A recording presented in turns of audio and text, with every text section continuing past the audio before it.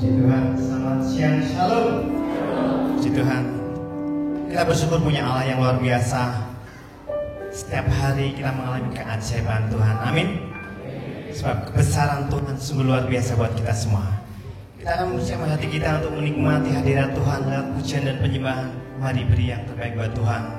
Apapun yang kita hadapi saat ini, yakinkan bahwa Allah sumber kekuatan kita, sumber jawaban bagi persoalan kita. Kami ingin memuji kebesaran-Mu ya Tuhan dengan segenap hati kami Bapa.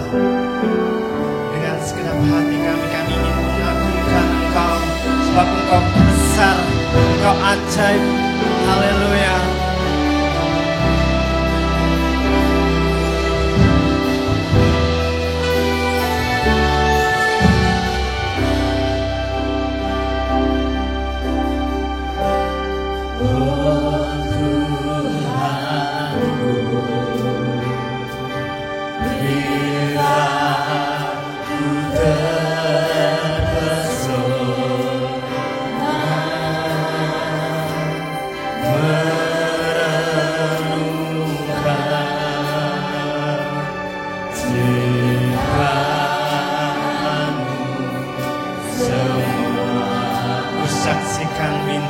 Kebesaran-Mu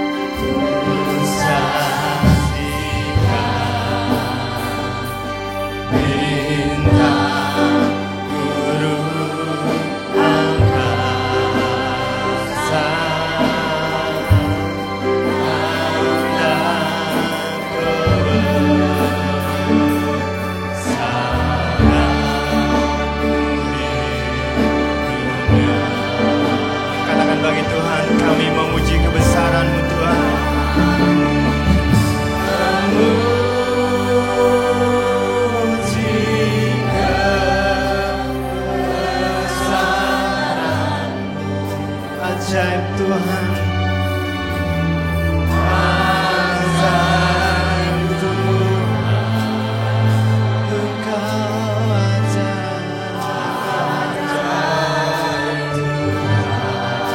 kami memuji kebesaran-Mu, ajaib Tuhan,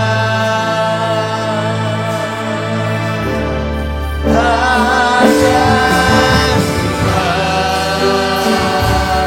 Sebab Engkau yang layak Tuhan, terima pujian kami Yesus Tuhan.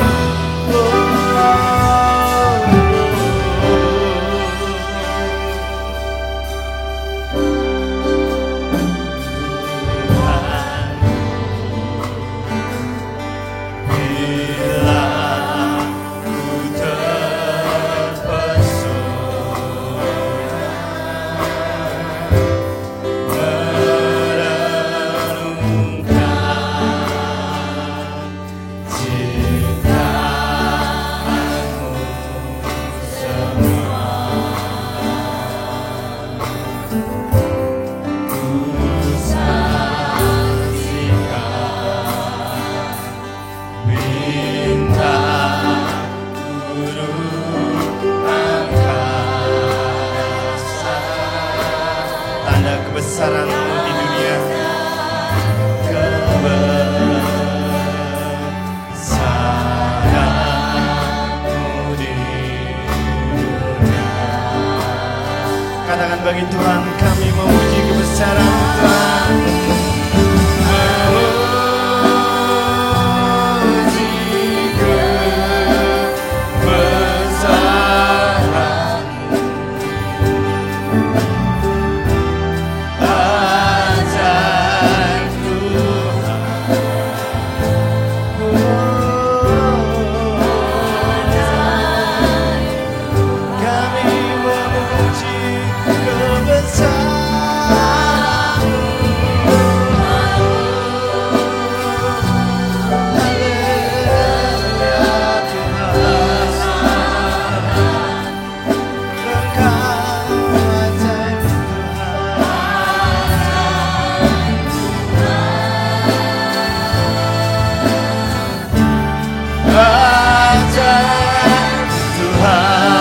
Saya undang jemaat Tuhan untuk bangkit berdiri.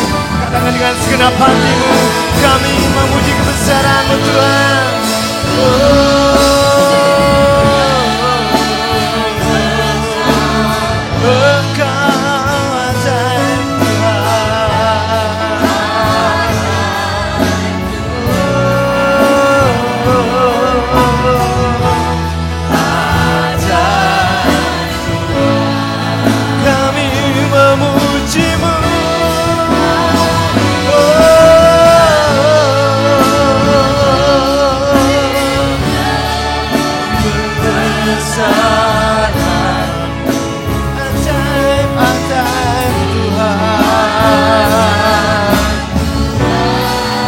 Lebih sungguh lagi katakan, kami memuji kebesaran-Mu Tuhan. Mari kita angkat tangan kita dengan penuh penyerangan. Kami bersyukur atas kebesaran-Mu Tuhan. Memuji kebesaran Engkau ajaib Tuhan.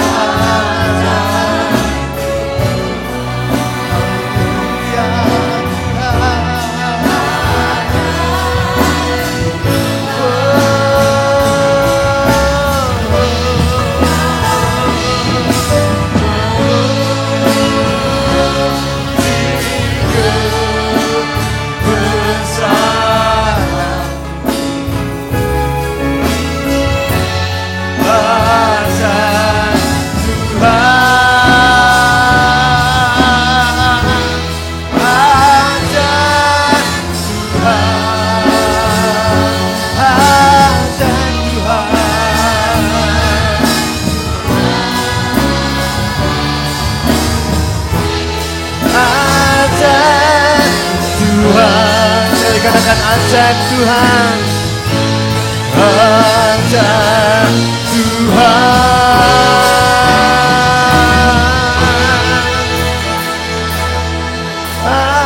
ajaib Tuhan. Berikan kemuliaan bagi Tuhan.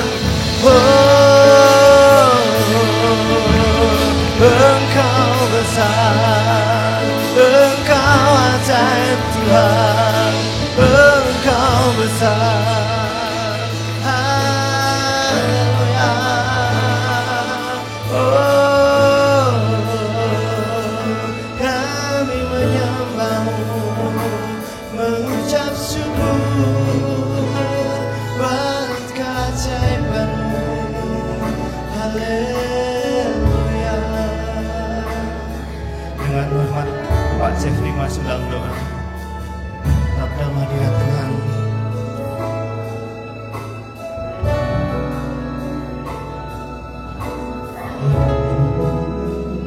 Yesus, haleluya. Yesus, Kau Allah yang saat ini bertahta di atas kerajaan surga.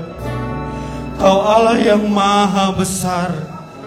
Kau yang saat ini berada di atas puji-pujian dan penyembahan kami. Mari Bapa, pada pagi hari ini seluruh umat-Mu berkumpul di tempat ini Bapa. Kami rindu memberikan persembahan yang terbaik yang dapat kami berikan Bapa. Mari Bapa, kami mengundang Kau hadir di tengah-tengah kami Tuhan. Kau akan melawat setiap kami. Mungkin saat ini kami dalam keadaan letih lesu. Mungkin kami saat ini dalam keadaan lemah, dalam keadaan sakit Bapa. Kami saat ini membutuhkan pertolongan-Mu. Di dalam nama-Mu Yesus Tuhan, kami percaya Kau akan datang di tengah-tengah kami dan menyelesaikan setiap permasalahan kami Bapa. Mari Bapa, kami mau menyerahkan ibadah kami awal, pertengahan hingga akhirnya. Kau yang akan berotoritas penuh atas setiap kehidupan kami. Berkati para pelayan-Mu, pemain musik, WL, singer, pemain tamborin, multimedia, dan semua yang melayani Engkau pada pagi hari Tuhan. Layakan, sucikan, dan kuduskan mereka, supaya mereka bisa menjadi saluran berkat-Mu Tuhan. Berdoa juga buat hamba-Mu nanti yang akan menyampaikan firman-Mu Bapa. Mari Bapa, biarlah setiap kami dengan duduk tenang, untuk kami memberikan kehidupan kami, untuk kami mendengarkan setiap firman-Mu. sehingga firman itu boleh tertanam dalam kehidupan kami, boleh menjadi roma dalam hidup kami Bapa. Dan kami percaya Tuhan, setiap firman yang kami dengar, kami terima, akan mengubahkan kehidupan kami Bapa. Terima kasih Tuhan, terima kasih. Sekali lagi Tuhan, kami siap memuji memuliakan nama-Mu. Kami siap memberikan yang terbaik bagi Engkau, hanya di dalam satu nama, Tuhan Yesus Kristus. Haleluya, amin. Kasih setia Tuhan dari dahulu, sekarang, sampai selamanya tetap sama. Pengampunannya tetap berlaku atas kita. Dia rela mati di kayu salib untuk menebus dosa kita, untuk menyelamatkan jiwa kita. Saat ini kami datang di hadapan-Mu ya Tuhan, mengucap syukur sebab Engkau Allah yang begitu baik bagi kami Yesus. Bahwa pengampunan-Mu nyata bagi kami Yesus, memberi masa depan yang penuh harapan Yesus Tuhan. Kasih setia-Mu bagi kami Yesus. Haleluya.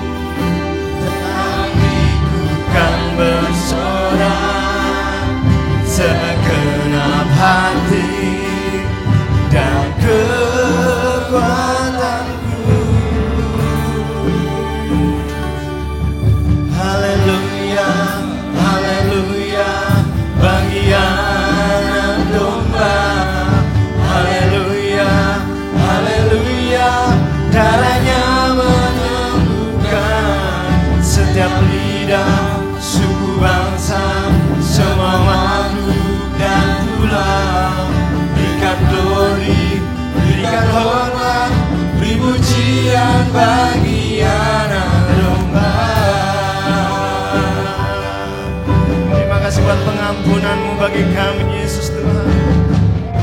Haleluya. Engkau layak terima pujian.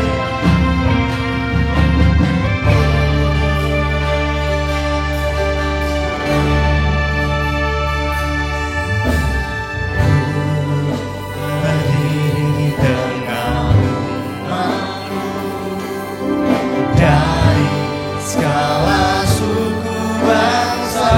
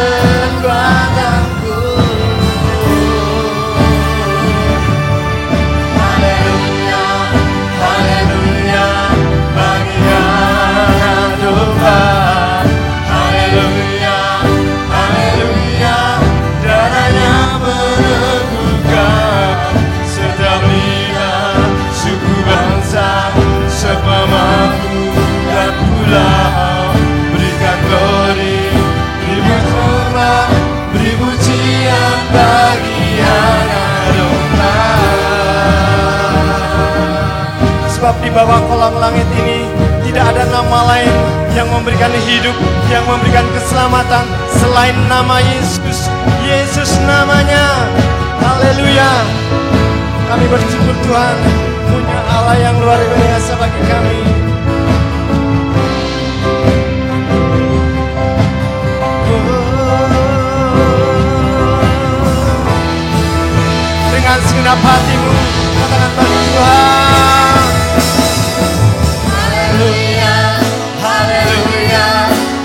anak domba.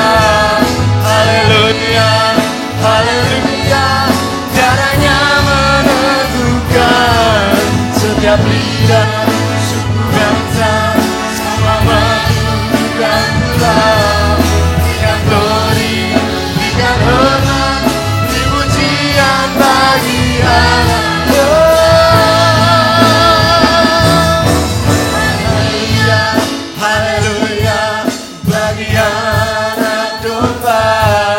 Haleluya, haleluya, darahnya meneguhkan setiap lidah, suku bangsa, semua makhluk dan pulau. Berikan glory, berikan hormat, beri puji. Mari saya undang jemaat Tuhan untuk bangkit berdiri, katakan bagi Tuhan.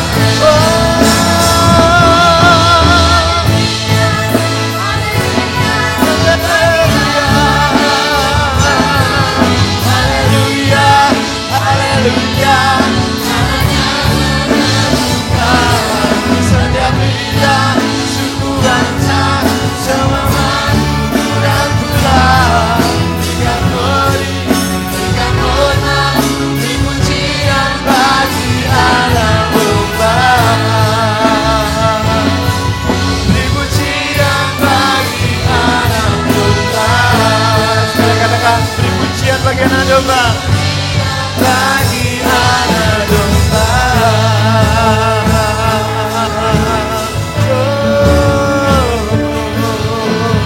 Haleluya. Terima kasih Tuhan buat kasih setiamu. Haleluya.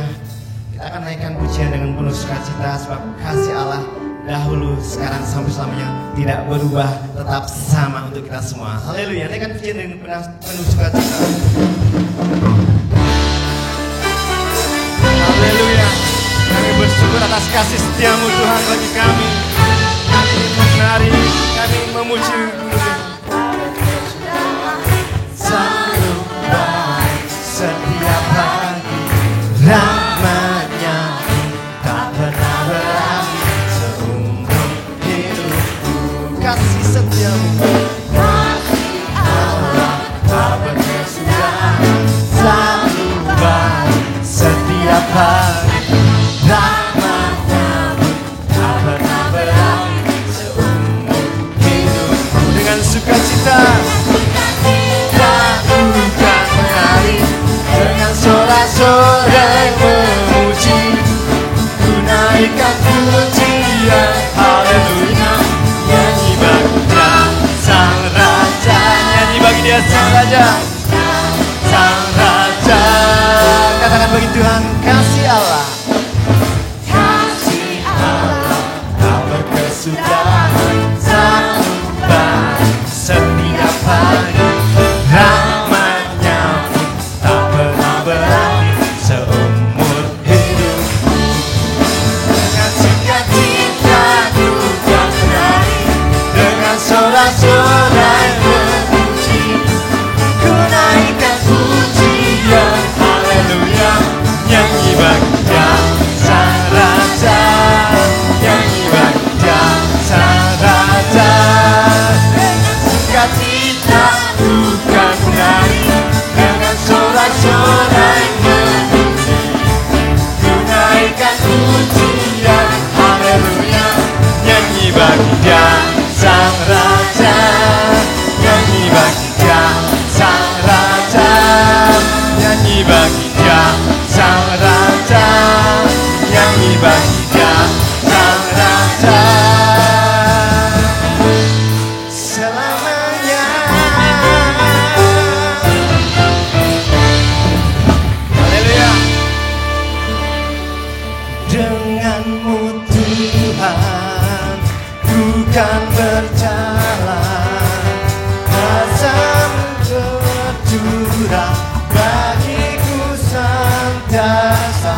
Denganmu Tuhan, ku kan berjalan dari kemuliaan sampai kemuliaan selamanya.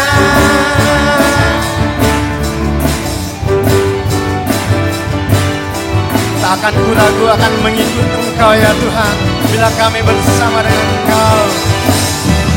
Tak pernah ku ragu akan kesetiaan-Mu, memegang hidupku sepenuh jiwa kami Bapa, sepenuh jiwa ku yakin dan percaya Kau tuntun langkahku. Yesus Kaulah Raja dalam hidup, berkuasa berjaya selamanya. Hanya Kau Tuhan, sumber kekuatan, kuasa-Mu tercurah bagiku senantiasa. Berkat-Mu Tuhan, ku kan berjalan dari kemuliaan sampai kemuliaan selamanya. Biar musik memuji Tuhan.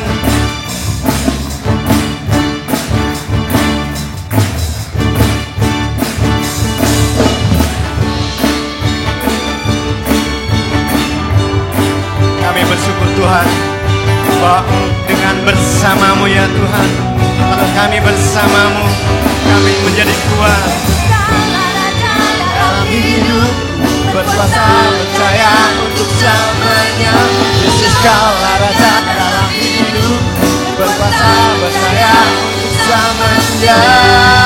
Hanya Kau Tuhan, amin, sumber kekuatan bagi kami Yesus. Tercurah bagiku senantiasa, dengan-Mu Tuhan ku kan berjalan dari kemuliaan sampai kemuliaan. Lebih sungguh lagi katakan hanya Kau Tuhan. Kuasa-Mu tercurah bagiku senantiasa, berkat-Mu Tuhan ku kan berjalan dari kemuliaan sampai kemuliaan selamanya.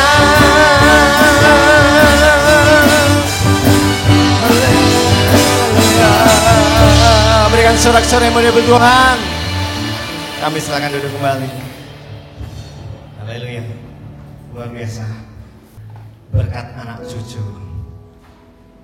Berkat anak cucu dari Tuhan. Kalau berkat Tuhan itu bukan hanya berkat yang dialami Bapak, tetapi sampai anak, sampai cucu kita. Mari kita percaya semuanya itu dengan iman. Haleluya.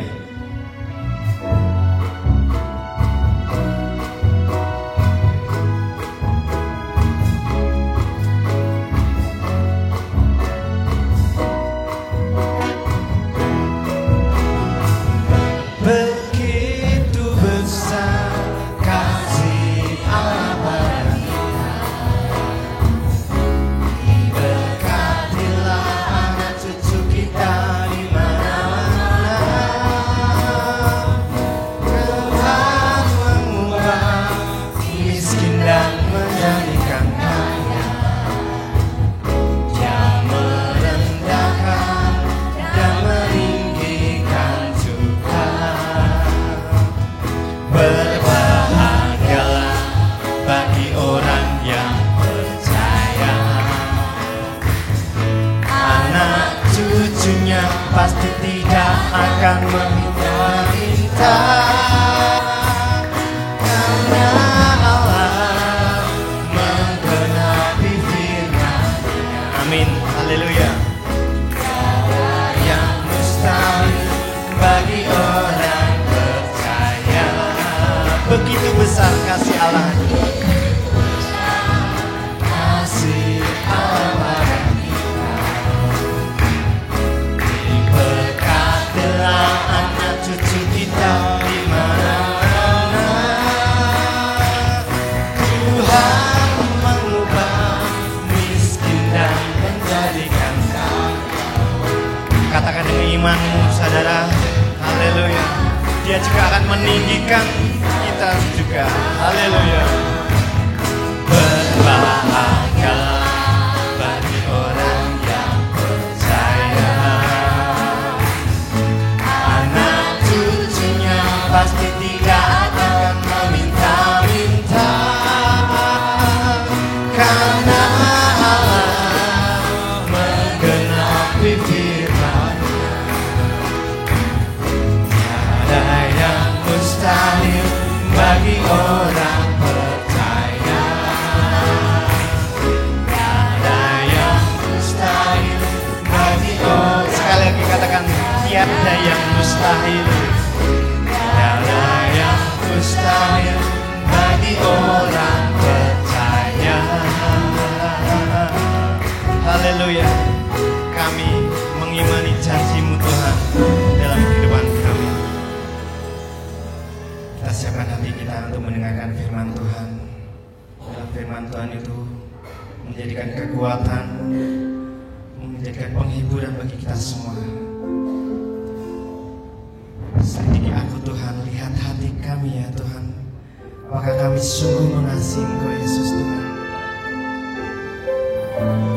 Kami ingin lebih setia kepada Engkau ya Tuhan, sebab Engkau lebih dulu setia bagi kami Yesus Tuhan.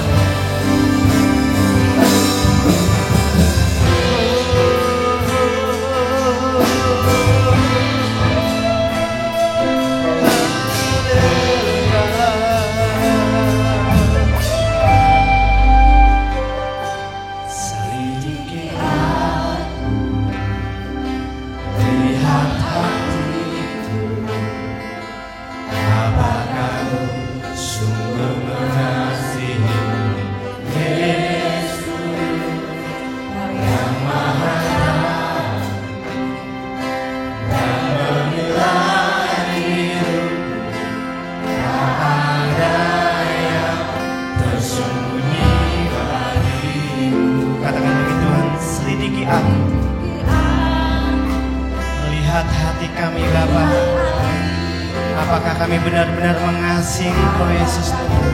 Sebab Engkau lebih dulu mengasihi kami Yesus Tuhan. Engkau yang Maha Tahu dan berilah hidup, tak ada yang tersembunyi bagimu. Tak kulihat kebaikan-Mu yang tak pernah habis di hidupku. Berjuang sampai akhirnya Kau dapati yang tetap setia.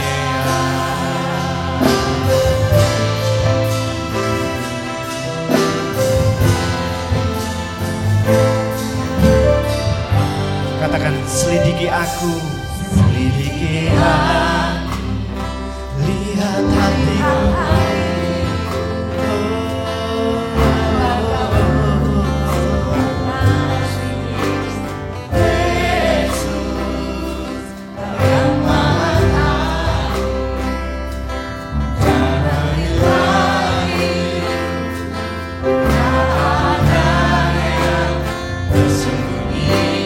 Sedang jemaat Tuhan untuk bangkit berdiri. Katakan, telah kulihat kebaikan-Mu Tuhan, yang tak pernah habis di hidupku. Berjuang sampai akhirnya Kau dapati yang tetap telah kulihat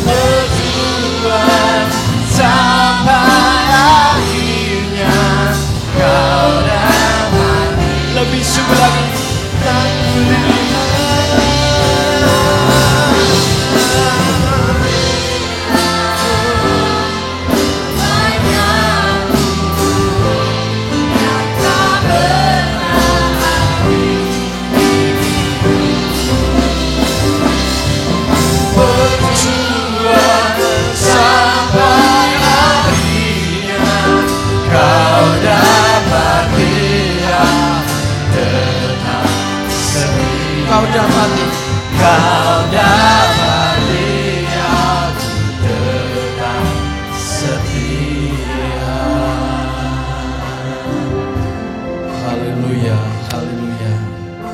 Inilah Tuhan yang menjadi kerinduan kami. Ketika Tuhan mendapati kami tetap setia sampai kepada akhirnya. Karena firman-Mu berkata, barang siapa yang bertahan atau setia sampai akhir, dialah yang akan diselamatkan. Biar kami tetap setia mengikuti penuntunan-Mu Tuhan, setia dalam kami ibadah maupun melayani, dalam kami melakukan semua kehendak-Mu ya Tuhan, sehingga kami layak untuk memasuki kerajaan-Mu yang kekal. Itulah kerajaan surga yang Tuhan sediakan bagi setiap orang yang percaya dan yang mau tetap setia kepada Tuhan. Terima kasih Tuhan, saatnya kami akan mendengarkan firman-Mu. Pakailah kami, urapi kami hamba-Mu Tuhan, supaya kami boleh menyampaikan kebenaran firman-Mu, tidak ditambah kurangkan, tetapi benar-benar Roh Kudus yang akan memberikan hikmat kepada kami untuk kami bisa menyampaikan kebenaran firman-Mu. Segala puji syukur hanya bagi Engkau Tuhan. Di dalam nama Tuhan Yesus Kristus kami berdoa. Amin. Dipersilahkan duduk. Bapak Ibu, saudara sekalian yang dikasihi Tuhan, salam damai sejahtera bagi kita semua. Shalom. Puji Tuhan, oleh karena kemurahan dan kasih karunia-Nya kita boleh ada di rumah Tuhan dan kita sudah memuji memuliakan nama Tuhan, dan saatnya kita akan mendengarkan firman Tuhan. Ya. Firman Tuhan bertemakan iman dan logika. Ya. Kalau bicara iman itu yang berperan hati, tapi kalau logika itu yang berperan pikiran atau akal kita, otak kita yang berperan. Tetapi kalau bicara iman, itulah kaitannya dengan hati. Nah, iman itu bisa tumbuh dan berkembang kalau kita selalu mau dengar-dengaran kepada firman Tuhan. Karena timbulnya iman itu dari mendengar firman Tuhan. Ya. Dan kalau orang mendengar firman Tuhan dan melakukan, maka imannya akan hidup. Ya, puji Tuhan ya. Mari kita akan melihat firman Tuhan di dalam Amsal pasal yang ketiga.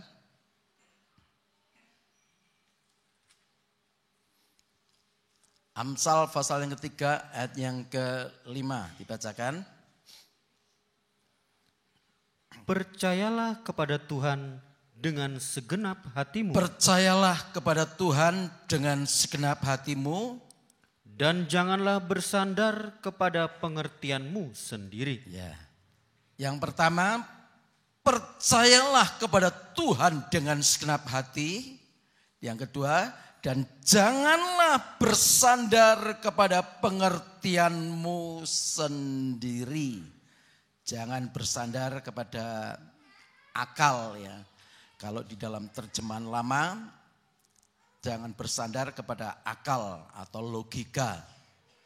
Tapi kita harus percaya kepada Tuhan dengan segenap hati. Ya, dengan segenap hati itu sepenuh hati, bukan setengah percaya. Bukan 3/4 percaya atau 90% percaya, tidak. Tapi 100% itu namanya ya percaya dengan segenap hati. Kadang-kadang orang Kristen ya bisa terjadi dalam kehidupan saya dan juga bisa terjadi dalam setiap kehidupan anak-anak Tuhan. Iman percaya kita ini masih dicampur adukkan dengan logika. Ya, sehingga imannya tidak sepenuh hati karena dia masih berpikir ya atau tidak, bisa atau tidak. Masih dicampur adukkan dengan logika kita.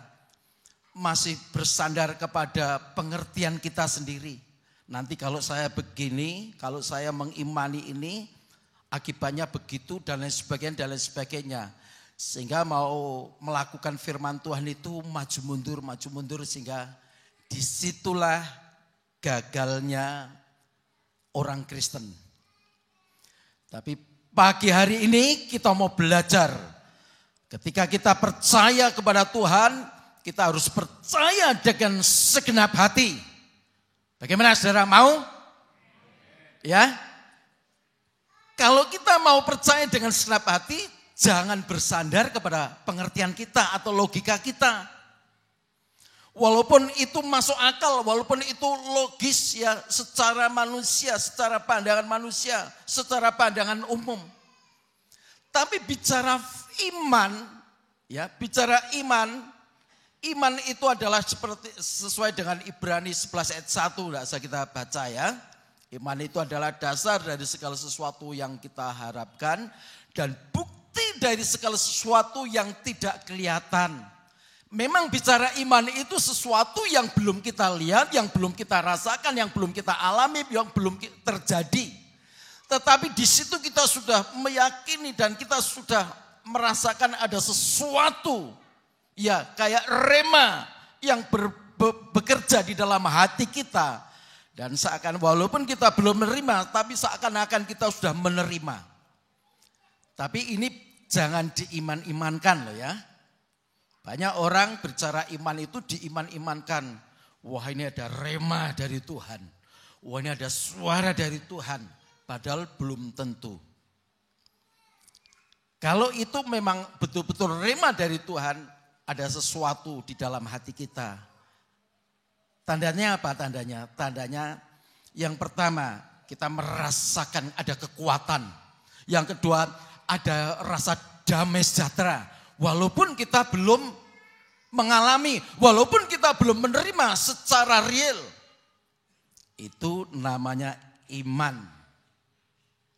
Tapi kalau kita bersandar kepada pengertian atau logika kita, disitulah orang akan maju mundur berbicara tentang iman sehingga akhirnya gagal. Sebab dalam suratan Yakobus dikatakan orang yang mendua hati atau bimbang tidak akan mendapatkan jawaban dari Tuhan. Walaupun dia berdoa tidak akan mendapatkan jawaban. Ya, mendua hati itu bisa dari satu sisi setengah iman tapi setengahnya itu pengertian kita, logika kita. Coba kalau kita mau betul-betul kita akan menerima jawaban dari Tuhan. Kita harus sepenuh hati, segenap hati percaya kepada Tuhan. Ya, bukan berarti kita itu tidak boleh punya pengertian atau punya akal logika, akal sehat. Bukan berarti tidak penting, itu juga penting. Tetapi ketika kita memohon kepada Tuhan, berdoa kepada Tuhan dengan iman, coba jangan ini dicampur adukkan dengan logika. Akal sehat kita itu memang perlu. Tetapi kalau kita melihat sejak manusia jatuh dalam dosa, itu pengertian atau pemahaman seseorang, khususnya pada waktu itu Hawa yang digoda oleh ular, sehingga di situ pengertian atau pemahaman terhadap kebenaran firman Tuhan itu dibelokkan, dikaburkan. Jadi pengertiannya itu bukan pengertian pemahaman terhadap firman Tuhan, tapi pengertian dari pribadinya yang dikuasai oleh tipu daya iblis. Ya, kita lihat ya, Kejadian pasal 3 ayat yang ke-6.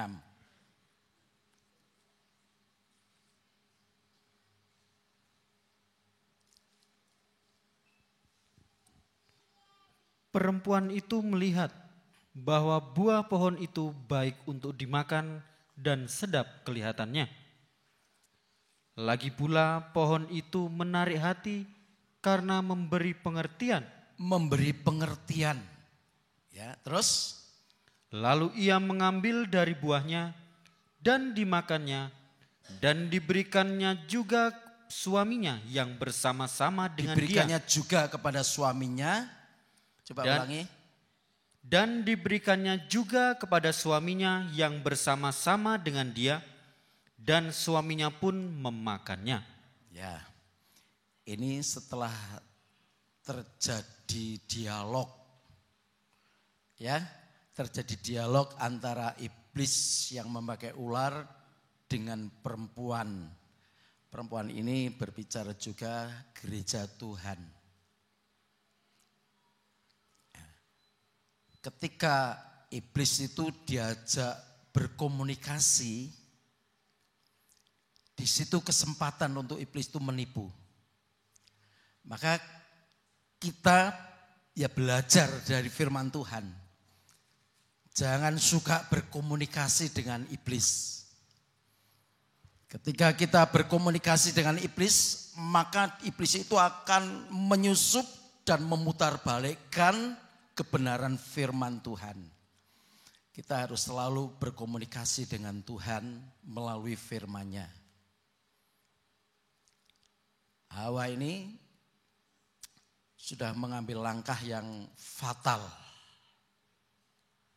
Ketika iblis berkata, ya, semua pohon-pohonan dalam taman ini boleh kamu makan buahnya dengan bebas. Tapi Hawa mengatakan, enggak, tentang pohon yang ada di tengah-tengahnya, firman Tuhan berkata, jangan kau makan dan atau raba, sebab pada hari engkau memakannya pastilah engkau mati. Iblis memutar. Tidak, sekali-kali kamu tidak akan mati. Kamu nanti matamu akan terbuka dan kamu akan menjadi seperti Allah. Ketika terjadi komunikasi, dialog dengan iblis,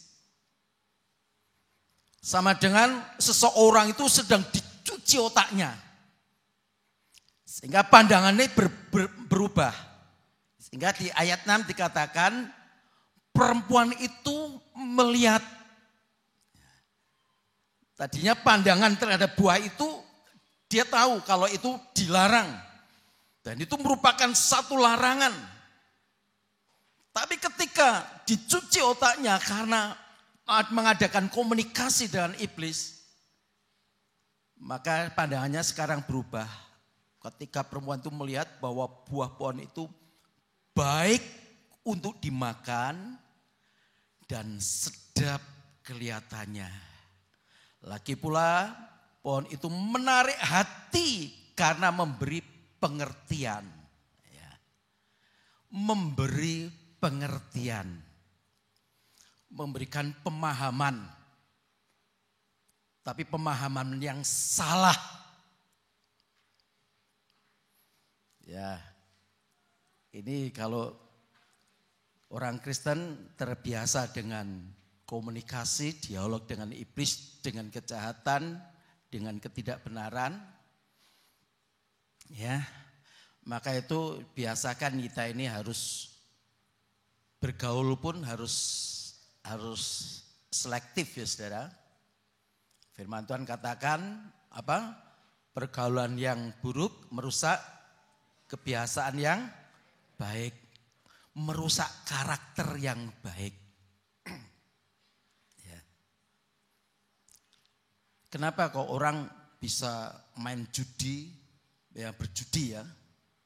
Tidak mungkin orang tiba-tiba dia bisa main judi, tidak mungkin. Nah, dia bisa main judi karena apa? Bergaul terus dengan orang yang judi. Dia melihat, oh begini, oh ini kartu as, oh ini kartu raja, ini kartu itu. Nah dia melihat terus tiap hari dia bergaul dengan orang berjudi, maka dia bisa berjudi. Tidak mungkin orang awam yang tidak tahu, tidak pernah memegang kartu, ya, kartu remi misalkan, ya kartu untuk judi itu tiba-tiba dia bisa judi menang, tidak mungkin. Dari apa? Dari pergaulan. Begitupun juga orang yang buta terhadap narkoba. Kenapa kok bisa terlibat dan pemakai bahkan menjadi bandar narkoba? Karena pergaulan. Tidak mungkin orang awam, saya tidak ngerti narkoba. jenisnya apa, kayak apa, penggunaannya bagaimana. Karena tidak bergaul dengan orang yang suka memakai narkoba. Kenapa orang kok bisa kemudian ikut memakai narkoba? Karena dari pergaulan. Jadi tidak ada sesuatu itu yang instan tiba-tiba ujuk-ujuk bisa, itu enggak. Karena apa? Dari belajar sedikit demi sedikit, terus lama-lama dia akan ikut dari kebiasaan yang buruk, yang jelek, yang jahat. Begitupun juga dengan Hawa. Ketika dia sudah pandangannya berubah tentang buah pohon pengetahuan baik dan jahat itu. Yang tadinya dia punya keyakinan itu larangan Tuhan, sekarang berubah 180 derajat. Dia katakan buah itu baik untuk dimakan. Ya, kalau sudah baik untuk dimakan berarti itu sesuatu yang menyehatkan kan. Makanan-makanan yang baik untuk dimakan itu tentunya yang untuk menyehatkan tubuh jasmani. Ya. Kemudian sedap kelihatannya, lagi pula pohon itu menarik hati. Dari mata turun ke hati. Dari mana datangnya apa? Ya, itu kalau anak muda. Dari mana datangnya dosa? Dari mata turun ke hati. Kalau mata ini sudah dicuci otaknya, matanya berubah pandangannya. Yang tadinya merupakan satu pantangan, sekarang justru itu yang dikejar. Itu yang diharapkan karena sedap kelihatannya, baik untuk dimakan dan menarik hati, memberi pengertian. Ya, maka firman Tuhan katakan, percayalah kepada Tuhan dengan segenap hati dan jangan bersandar kepada pengertianmu. Karena apa? Karena pengertian manusia ini sudah dicemari oleh dosa. Ya, pengertian kita ini sudah dicemari oleh kejahatan, oleh logika kita yang tidak lagi sejalan dengan firman Tuhan. Ayo baca sekarang Efesus pasal yang keempat.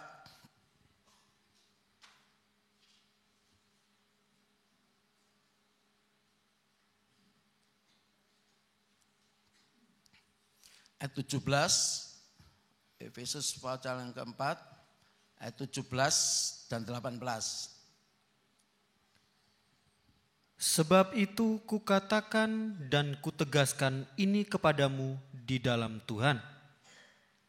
Jangan hidup lagi sama seperti orang-orang yang tidak mengenal Allah dengan pikirannya yang sia-sia. Orang yang tidak mengenal Allah itu pikirannya itu sia-sia. Orang yang tidak sungguh-sungguh kepada Tuhan pasti jalan pikirannya itu penuh dengan kesia-siaan.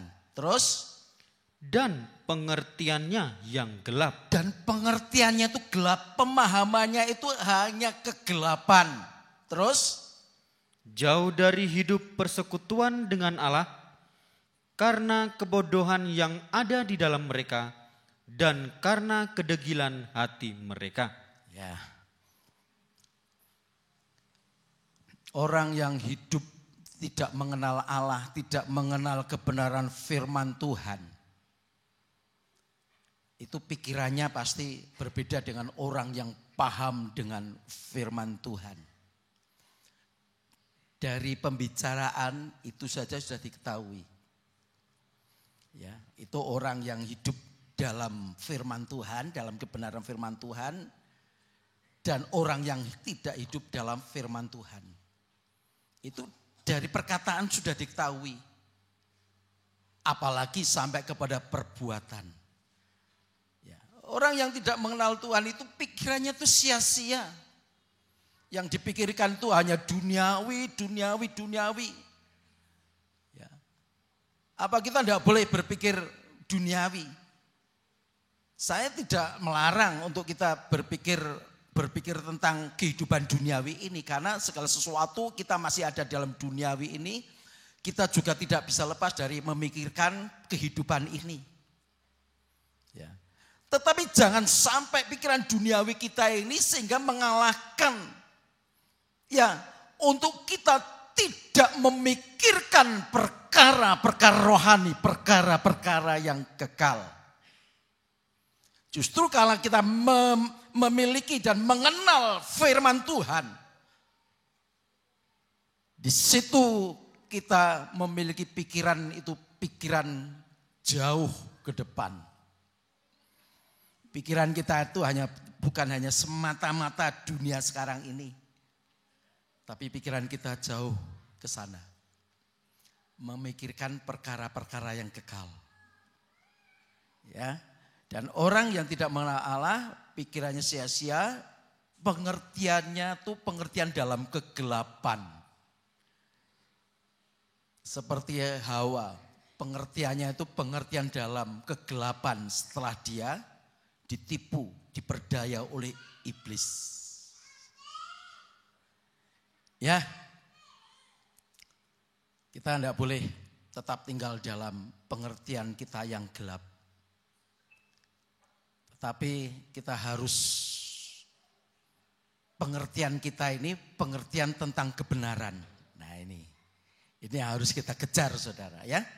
Sebab dunia ini, seluruh dunia ini ada di bawah kekuasaan kegelapan saudara. Kalau kita tidak memiliki pengertian tentang kebenaran, selamanya kita akan dikuasai oleh pengertian kegelapan ini. Tidak bisa hidup rohani itu tidak bisa. Walaupun dia ke gereja, tapi hidupnya nggak pernah rohani. Hanya sekedar ke gereja. Untuk mencapai memikirkan perkara yang kekal tidak bisa. Yang dipikirkan hanya duniawi ini. Ya, 1 Yohanes 5.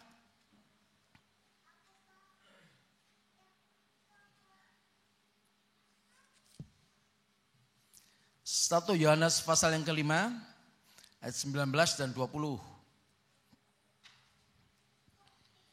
Kita tahu bahwa kita berasal dari Allah dan seluruh dunia berada di bawah kuasa si jahat. Ya, kita tahu kita ini berasal dari Allah. Ya, karena saya dan saudara dipanggil menjadi anak-anak Tuhan, anak-anak Allah. Firman Tuhan katakan di dalam Yohanes pertama itu, barang siapa yang menerima Yesus, maka dia diberi kuasa, diberikan hak menjadi anak-anak Allah. Kita tahu kita berasal dari Allah dan seluruh dunia berada di bawah kuasa si jahat. Seluruh dunia itu ada di bawah kekuasaan si jahat. Mau pindah kemanapun, di situ ada kejahatan, di situ ada dosa, di situ ada kegelapan. Orang pikir, wah gak enak tinggal di Indonesia, dia mau tinggal di luar negeri. Di sana pun ada kegelapan, di sana pun ada kuasa si jahat. Ayat 20.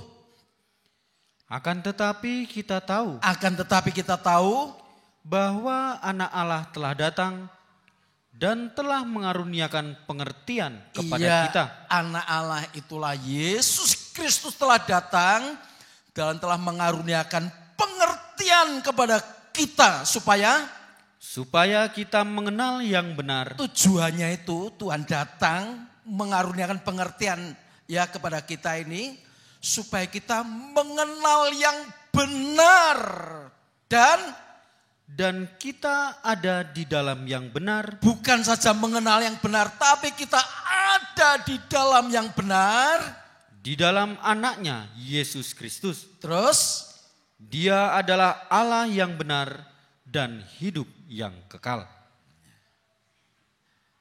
Bukan saja kita mengenal yang benar, tapi kita ada di dalam yang benar. Ini kalau kita ya dikaruniai pengertian dari Tuhan. Sebab pengertian manusia pada umumnya itu sudah dirusak. Bukan lagi pengertian akan kebenaran firman Tuhan, tapi pengertiannya itu pengertian logika yang cenderung hanya memikirkan perkara-perkara yang fana. Ya, tidak ada pemikiran untuk memikirkan perkara yang kekal. Seperti pada waktu Tuhan Yesus menegur Ya, Simon Petrus yang dipakai oleh iblis. Tuhan tidak mengusir Simon Petrus, tapi Tuhan katakan, "Hanyalah iblis, karena engkau merupakan menjadi batu sandungan, karena engkau bukan memikirkan apa yang dipikirkan Allah, tapi apa yang dipikirkan manusia." Jadi kalau kita tidak punya pikiran Allah, kita tidak punya pengertian yang benar. Ketika kita bersandar kepada pengertian kita sendiri, disitulah gagalnya iman orang Kristen. Walaupun sekarang ini kalian punya iman, ya punya keyakinan. Tapi kalau kita tidak punya pengertian tentang kebenaran firman Tuhan, di situ gampang sekali iman kita ini dibelokkan. Ya, dibelokkan. Maka saya ambil tema iman dan logika. Seringkali kalau kita tidak paham terhadap firman Tuhan, iman kita ini dikalahkan dengan logika. Orang berkata, ya karena manusia ya, bagaimana lagi, namanya manusia itu punya pikiran, punya akal, betul. Tetapi ketika akal logika kita dan pengertian kita ini dikaruniakan dari Tuhan, bukan yang dicemari oleh dosa seperti Hawa, maka kita bisa mengenal yang benar. Bahkan ada di dalam yang benar. Ya, ini harus menjadi tujuan hidup kita sebagai orang Kristen. Kenapa kita harus mengenal dan berada di dalam yang benar, yaitu di dalam Yesus? Karena dunia ini betul-betul sudah ada dalam kekuasaan si jahat. Ya. Saudara jangan coba-coba, saya berani menghadapinya.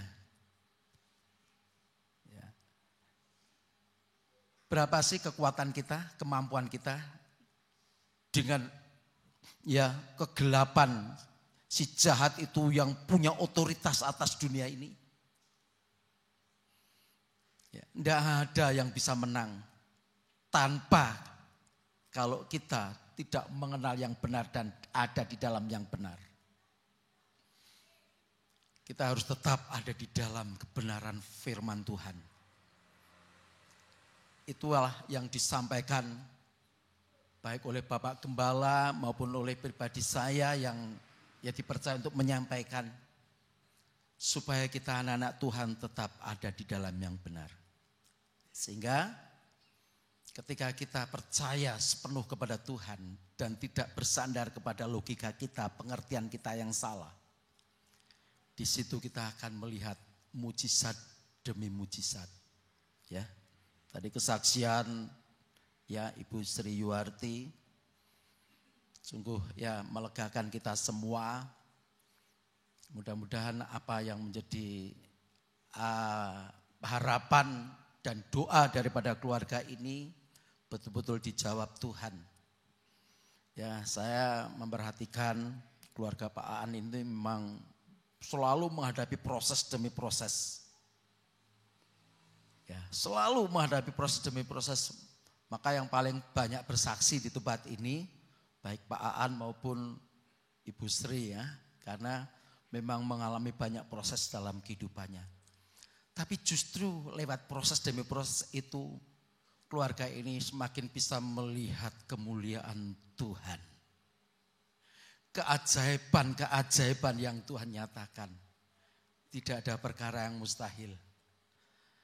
Ketika kita nyanyi tadi itu, tiada perkara yang mustahil di dalam Tuhan. Ya, ini firman Tuhan pernah saya sampaikan juga, tapi tidak apa. Hari ini saya akan menyampaikan kembali. Yohanes pasal 6.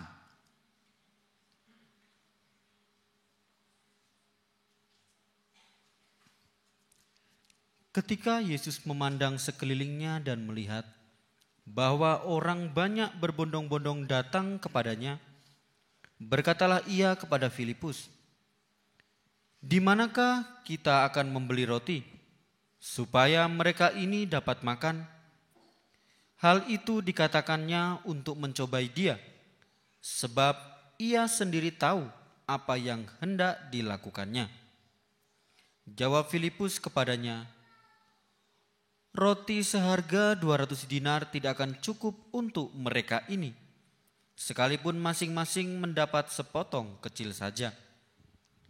Seorang dari murid-muridnya, yaitu Andreas, saudara Simon Petrus, berkata kepadanya, di sini ada seorang anak yang mempunyai 5 roti jelai dan 2 ikan. Tetapi apakah artinya itu untuk orang sebanyak ini? Kata Yesus, suruhlah orang-orang itu duduk. Adapun di tempat itu banyak rumput, maka duduklah orang-orang itu kira-kira 5.000 laki-laki banyaknya. Lalu Yesus mengambil roti itu, mengucap syukur, dan membagi-bagikannya kepada mereka yang duduk di situ. Demikian juga dibuatnya dengan ikan-ikan itu, sebanyak yang mereka kehendaki. Dan setelah mereka kenyang, ia berkata kepada murid-muridnya, kumpulkanlah potongan-potongan yang lebih, supaya tidak ada yang terbuang. Maka mereka pun mengumpulkannya dan mengisi 12 bakul penuh dengan potongan-potongan dari kelima roti jelai yang lebih setelah orang makan. Ya, ini cerita ini tentunya sudah tidak asing lagi bagi saya dan saudara. Ketika Tuhan Yesus mengajar, datanglah orang-orang dari kampung, dari kota dan sekitar di mana Tuhan berada. Ya, di situ Tuhan mengajar. Tapi Tuhan tidak akan membiarkan mereka itu pergi dengan dalam keadaan lapar. Ketika Yesus memandang sekelilingnya dan melihat bahwa orang banyak berbondong-bondong datang kepadanya, berkatalah ia kepada Filipus. Biasa kalau berkumpul orang banyak, di situ misalkan saudara mengundang tamu, misalnya punya kerja mengundang tamu, nggak mungkin tidak diberikan sajian makanan, mesti dijamu dengan makanan, paling tidak minum dan lain sebagainya. Ya, begitupun juga ketika mereka datang kepada Tuhan, Tuhan berkata kepada Filipus, di manakah kita akan membeli roti supaya mereka ini dapat makan? Coba bayangkan saudara, tanpa persiapan, ya, kalau orang punya kerja kan sudah persiapan, sudah diprogram beberapa bulan sebelumnya, bahkan berapa tahun sebelumnya itu sudah diprogram. Ya, nanti tempatnya ini begini begitu, ya nanti sajiannya ini dan itu. Ini mendadak saudara. Tuhan katakan, di manakah kita akan membeli roti supaya mereka ini dapat makan. Tujuan Tuhan itu bukan sekedar mengundang orang datang mendengar firman Tuhan, tapi Tuhan juga ingin memberi mereka makan. Ya, Tuhan bukan hanya sekedar mengundang supaya menerima firman Tuhan, tapi Tuhan juga ingin memberi mereka makan. Ya, makanan rohani dan juga makanan jasmani. Ya, jadi saudara nggak usah khawatir. Kalau kita datang kepada Tuhan, mendengar firman Tuhan dalam ibadah seperti ini, Tuhan tidak cukup memberi kita makan rohani, tapi juga Tuhan mau menyediakan makanan secara jasmani. Mau saudara? Ya, ini juga menjadi kebutuhan saya dan saudara loh. Oh, yang penting saya itu firman Tuhan. Coba nggak makan saudara. Bisa enggak? Kan perlu makan. Jadi kita punya keyakinan kalau kita datang kepada Tuhan bukan saja mendengarkan firman Tuhan, mendengarkan kebenaran. Tapi Tuhan juga akan menyediakan roti, menyediakan makanan bagi saya dan saudara. Tapi masalahnya, ya mendadak, ya tiba-tiba Tuhan itu menyuruh kepada Filipus, kemana kita beli roti? untuk memberi mereka makan. Nah, hal itu dikatakannya untuk mencobai atau menguji dia, menguji Filipus. Sebab ia sendiri tahu apa yang hendak dilakukannya. Memang kalau ini disodorkan kepada Filipus, ya, manusia biasa seperti saya dan saudara, walaupun dia orang yang cukup dekat dengan Tuhan karena dia sebagai murid. Tapi tidak lepas dari ini loh, logika. Apa kata Filipus? Roti seharga 200 dinar tidak akan cukup untuk mereka ini. Sekalipun masing-masing mendapatkan sepotong kecil saja roti, sak cuil. Dan itu dia akan cukup 200 dinar. Ya, 200 dinar ini sama dengan 1 dinar upah buruh 1 hari. Itu kalau Alkitab mencatat itu ya. Jadi kalau 200 dinar itu sama dengan berapa? 200 hari. Kalau 1 hari upah buruh berapa sekarang? Misalkan kurang lebih berapa? 50 ya. 50 ribu kali 200 berapa? 10 juta. Uang 10 juta loh. Cukup enggak? Untuk memberi makan 5 ribu itu baru laki-laki. Belum termasuk perempuan ya dan anak-anak. Laki-laki aja yang makannya itu wah 1 piring 1 porsi aja masih tanduk. Ya belum lagi nanti perempuan dan anak-anak.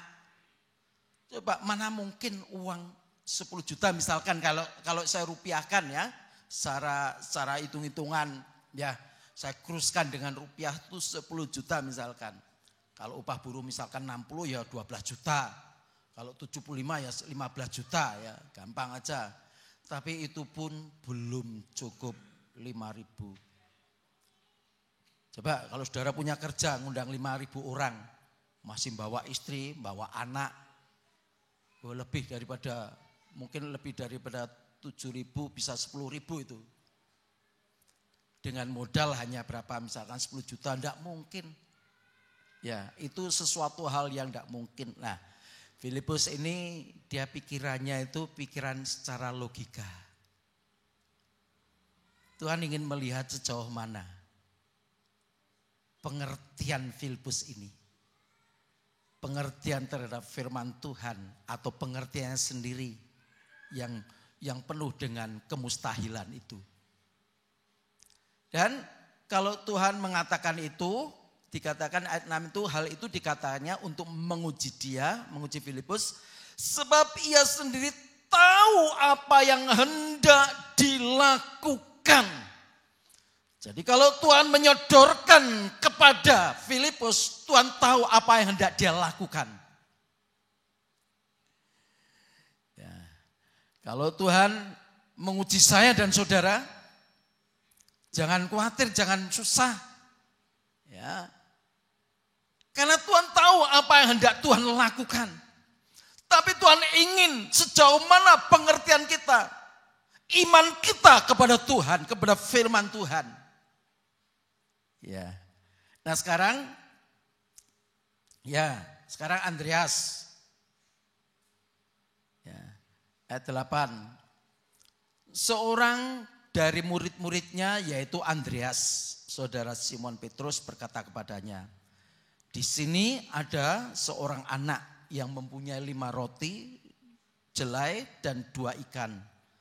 Tetapi apakah artinya itu untuk orang sebanyak ini? 5 roti 2 ikan. Bayangkan saudara, tadi Filipus mengajukan 200 dinar loh. Kurang lebih 10 juta. Itu gak cukup. Sekarang ya disodorkan lagi 5 roti 2 ikan. Ini kalau bicara logika saudara, sudah tidak bisa diterima akal sehat kita secara manusia kita. Itulah sebabnya kalau kita ini bersandar kepada logika kita, kepada akal kita, kepada pengertian kita. Ya, pengertianmu sendiri itu artinya pengertian manusiawi daging kita. kita selalu akan berkata mustahil. Kita akan selalu berkata tidak mungkin. Ya. 10 juta aja nggak cukup, ini kok 5 dan 2. Tapi apa yang Tuhan perbuat di sini, saudara?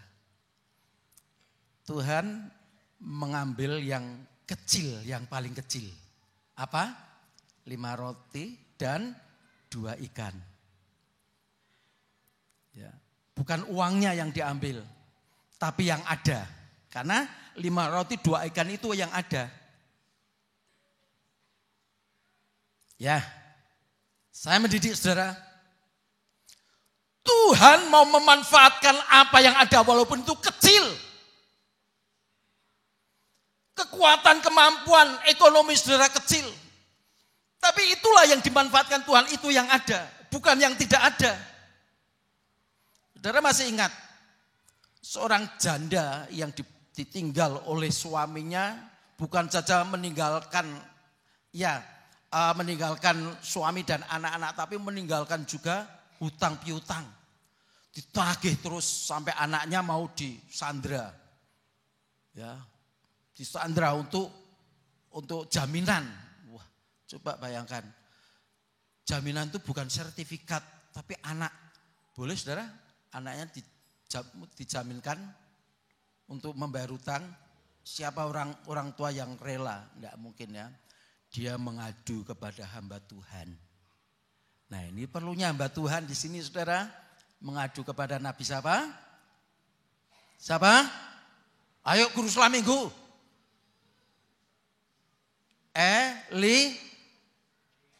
Nah, salah toh?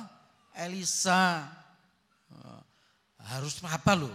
Guru Sekolah Minggu. Ya. Dia mengadu kepada Nabi Elisa. Dia tanya, apa yang ada padamu? Hambamu ini tidak punya apa-apa. Hanya punya minyak sedikit dalam buli-buli. Dah, enggak apa-apa, kamu sekarang pergi jadi pemulung. Kumpulkan itu botol-botol kosong. Jangan terlalu sedikit. Ya, setelah kumpulkan itu, kamu masuk kamar. Ya, kamu masuk kamar. Ya, tuangkan itu minyak dalam botol-botol yang kosong. Wah, dituang itu enggak pernah berhenti. Setelah botol kosong itu habis, baru minyak itu berhenti. Setelah semua penuh, dia enggak langsung jual saudara. Enggak.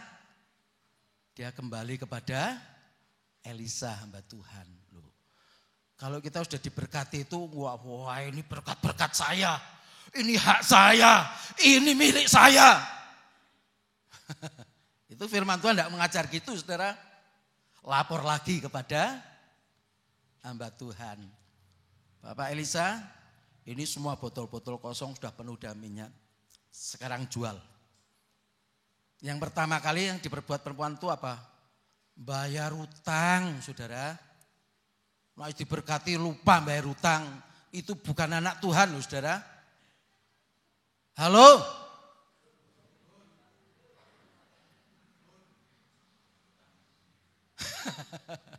Saya tidak menyinggung saudara.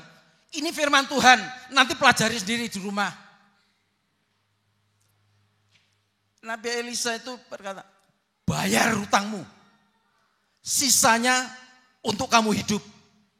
Nah, jadi kita hidup itu dari sisa. Sisa setelah kita bayar hutang, mengembalikan milik Tuhan, dan kita hidup dari sisa. Itu sedikit. Janda Sarfat juga yang ada apa? Tepung segenggam dan minyak dalam buli-buli sedikit. Tapi ketika itu dipersembahkan. Jadi Tuhan memakai itu yang ada walaupun sedikit. Saudara jangan berpikir nanti kalau saya sudah begini, nanti saya kalau sudah begitu.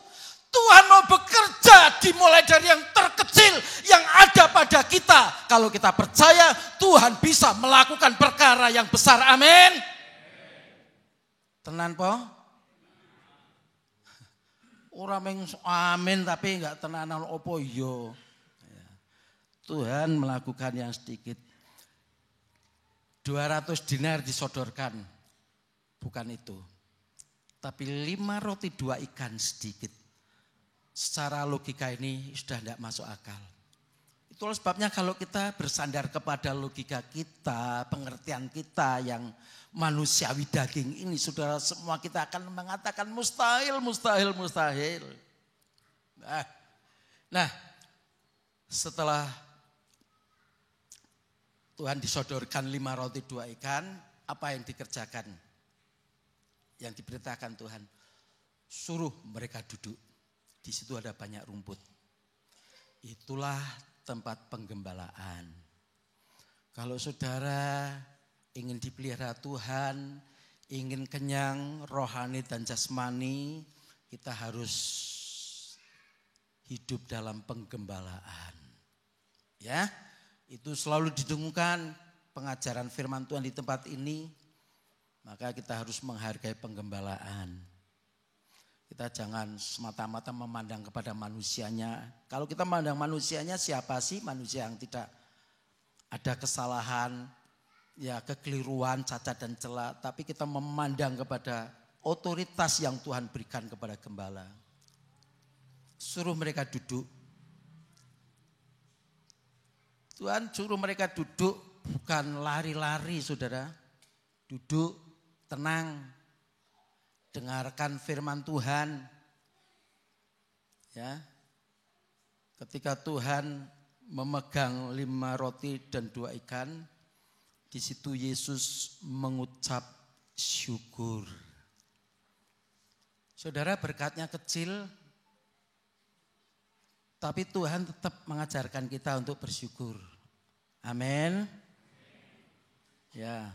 Bagaimana mungkin saya bersyukur? Cuma gini, tidak cukup, tidak bisa, tidak memenuhi kebutuhan kami. Ya. Tapi firman Tuhan berkata, ucapkanlah syukur dalam segala hal.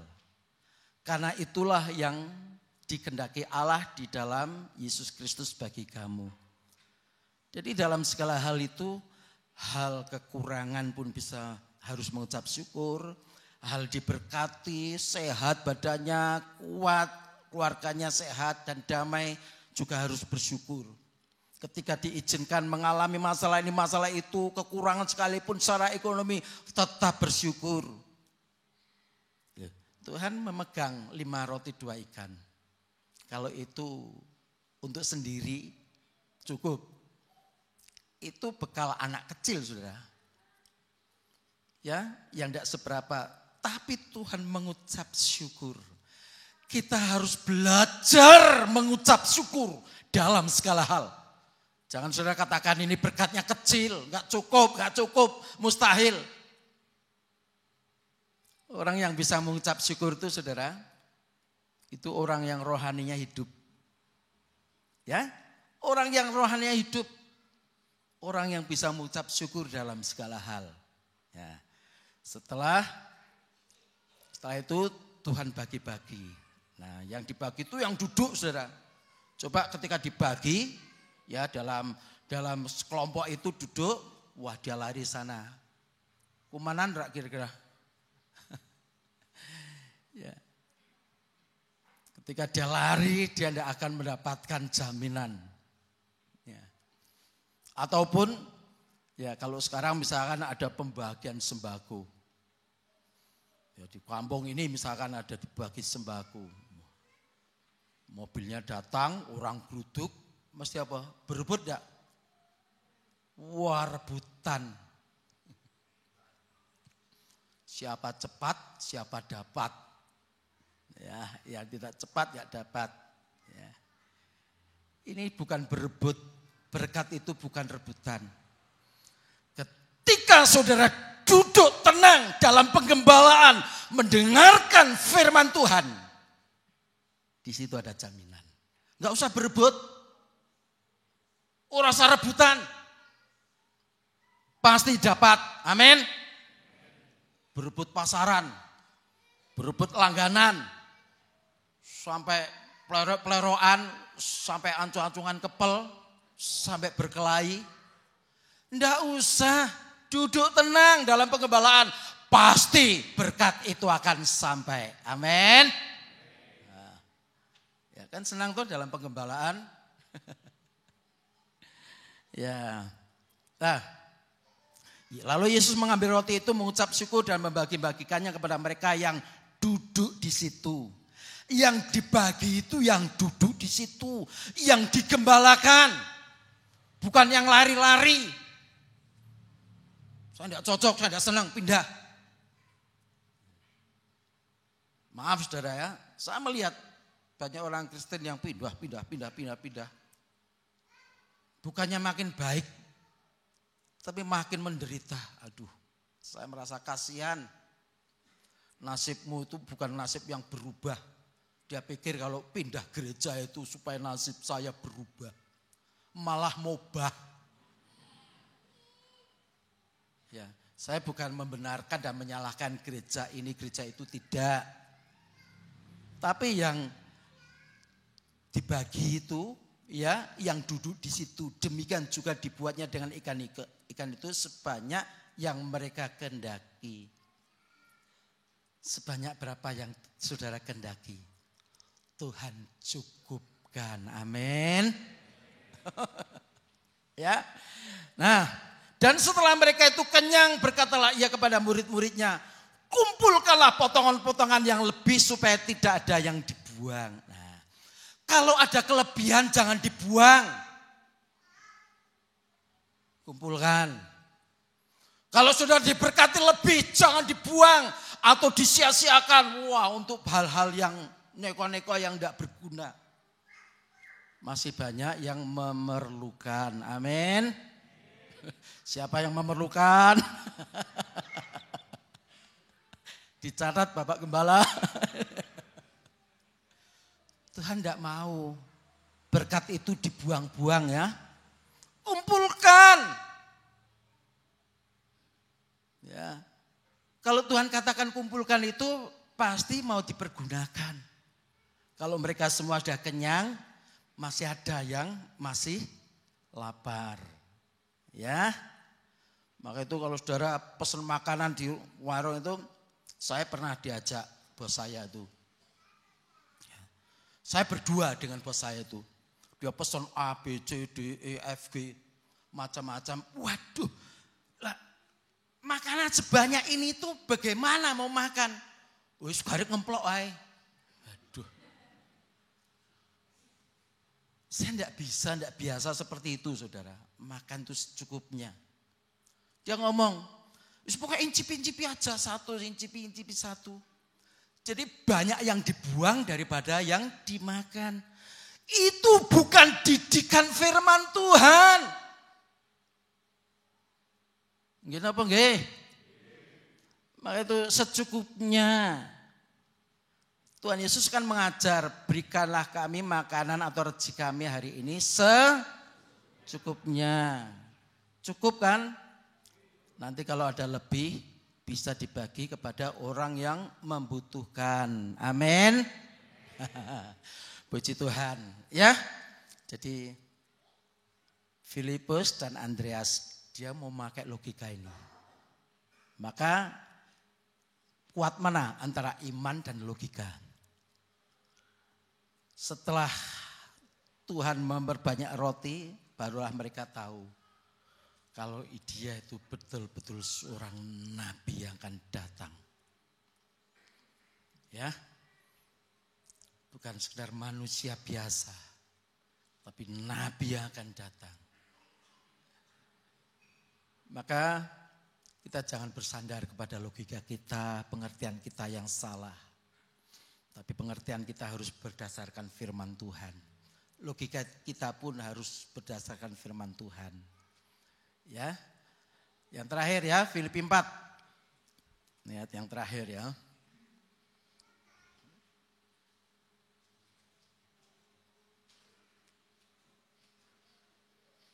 Filipi 4 ayat 6 dan 7. Janganlah hendaknya kamu khawatir tentang apapun juga. Tetapi nyatakanlah dalam segala hal keinginanmu kepada Allah, dalam doa dan permohonan dengan ucapan syukur. Ya, terus? Damai sejahtera Allah yang melampaui segala akal akan memelihara hati dan pikiranmu dalam Kristus Yesus. Ya, janganlah hendaknya kamu khawatir tentang apapun juga. Soal ekonomi, mungkin ekonomi baru merosot, baru down. Tapi firman Tuhan hari ini katakan, jangan kamu khawatir tentang apapun juga. Mungkin masalah anak, masalah penyakit. Seperti yang disaksikan Ibu Sri tadi. Ya, kalau Tuhan mau bekerja, Tuhan campur tangan, tidak ada perkara yang mustahil ya. Tetapi nyatakanlah ya dalam segala hal keinginanmu kepada Allah dalam doa dan permohonan dengan ucapan syukur. Seperti Tuhan Yesus tadi memegang 5 ketur roti dan 2 ikan itu mengucap syukur. Jadi doa kita ini harus disertakan ucapan syukur. Ucapan syukur itu kebalikan daripada ngedumel, bersungut-sungut. Ya, mengucap syukur walaupun ini dalam keadaan ya kekurangan, tapi Tuhan izinkan, tapi nyatakan itu dalam permohonan dan doa dan permohonan dengan ucapan syukur. Jadi jangan lupa ucapan syukur itu saudara. Maka damai sejahtera Allah yang melampaui segala akal akan memelihara hati dan pikiranmu dalam Kristus Yesus. Damai sejahtera Allah, ada sukacita, damai sejahtera melampaui akal. Walaupun dalam keadaan ya situasi kondisi yang serba sulit, tapi ada damai sejahtera Allah itu melampaui akal. Maka iman yang kuat, iman dan logika kita ini ya, maka dari iman itu, iman yang kuat melampaui akal, melampaui logika. Yang kita tadinya mengatakan mustahil, tidak mungkin. Tapi kalau kita yakin, kita doa dengan permohonan, dengan segenap hati, dengan ucapan syukur, maka damai sejahtera Allah melampaui akal. Melampaui segala akal akan memelihara hati dan pikiran kita dalam Yesus Kristus. Puji Tuhan ya. Kalau hari ini saudara mungkin menghadapi masalah apapun juga, jangan khawatir. Mari percayalah dengan segenap hati, jangan bersandar kepada pengertian atau logika kita sendiri. Mari pemain musik saya undang.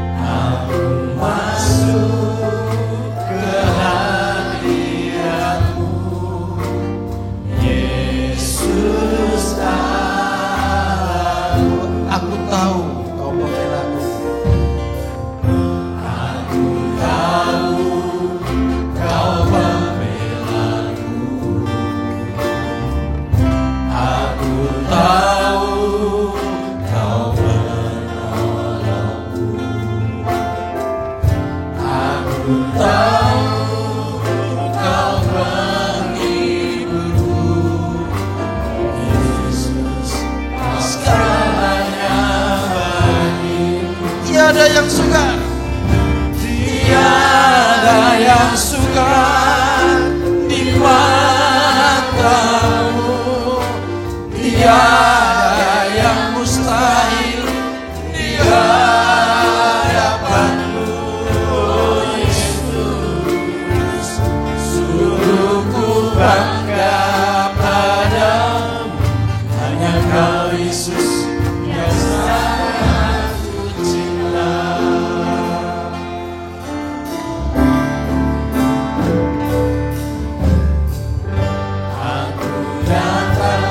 kita bangkit berdiri.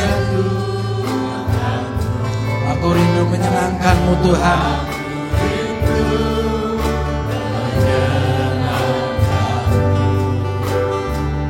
Aku masuk ke hadirat-Mu, Yesus Allahku. Aku tahu Kau pembelaku. Aku tahu Kau pembelaku. Aku tahu Kau penolongku. Yakinlah bahwa Tuhan penolong yang menjadi pembela. Tuhan sumber penghiburan bagi saya dan saudara. Tiada yang suka, tiada yang suka ibadahmu, tiada yang mustahil di hadapan-Mu, oh Yesus. Sungguh ku bangga padamu, hanya Kau Yesus yang sangat mencintai. Tiada yang suka, tiada yang suka di mata-Mu, tiada yang mustahil di hadapan-Mu, oh Yesus. Sungguh ku bangga padamu, hanya Kau Yesus yang sangat kecil. Tiada yang sukar, tiada yang percayalah saudara dengan segenap hati. Ya, tidak ada yang sukar di mata Tuhan. Tidak ada perkara mustahil. Jangan bersandar kepada logika kita. Mari percaya dengan segenap hati.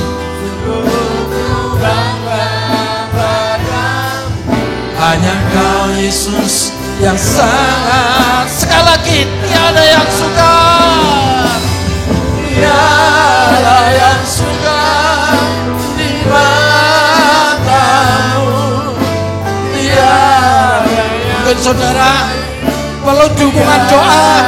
Kalau saudara ada masalah, ada kemustahilan, silakan saudara berdiri di depan ini.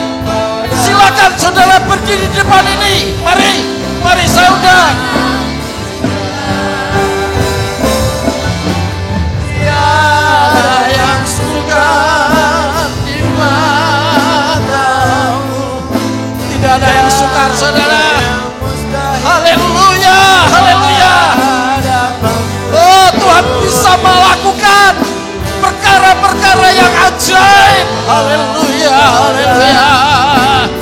Oh, mari Bapak Gembala. Oh, tiada yang suka, tiada yang suka. Glory, haleluya. Yesus. Luar biasa saudara, luar biasa. Jangan mengandalkan otak pikiran, jangan. Andalkan Tuhan. Terkutuklah orang yang mengandalkan manusia saudara. Ayo yakin, ayo yakin, ayo yakin. Yang tampil ke depan, apa kesulitanmu, Tuhan pasti tolong. Haleluya, haleluya. Oh haleluya. Mari Bapak Timotius menumpangkan tangan kepada mereka semua. Harus yakin ya saudara. Percaya, ini percaya. firman Allah. Dalam nama Yesus. Oh haleluya. Ada kuasa yang ajaib. Silakan hidup Tuhan. Haleluya. Dalam nama Yesus. Haleluya. Haleluya. Luar biasa, luar biasa. Serahkan hidupmu. Haleluya, haleluya. Yakin, haleluya. imanmu dijawab. Imanmu dijawab. Imanmu dijawab. Haleluya. Bagi Tuhan, pecahlah kehidupan ini. Oh, haleluya, haleluya. Tidak ada yang sukar, tidak ada yang sukar. Percayalah, percayalah. Mujizat Tuhan masih berlaku. Kelarabatakalabalabatakai. Yalabalabalabalabatakalabatakalabalabalabatakai. kuasa melakukan segala perkara dalam nama Yesus, dalam nama Yesus, dalam nama Yesus. Tuhan, nyatakan kasih-Mu, kuasa-Mu kejamah kehidupan ini. Tidak ada yang sukar, tidak ada perkara bermestai.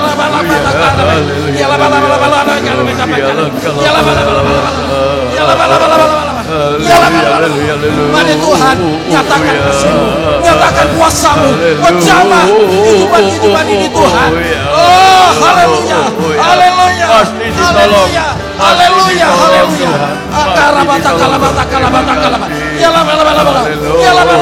Mari Tuhan, kejamah kehidupan ini Tuhan, untuk mengerti kehendak-Mu, mengerti rencana-Mu. Kami serahkan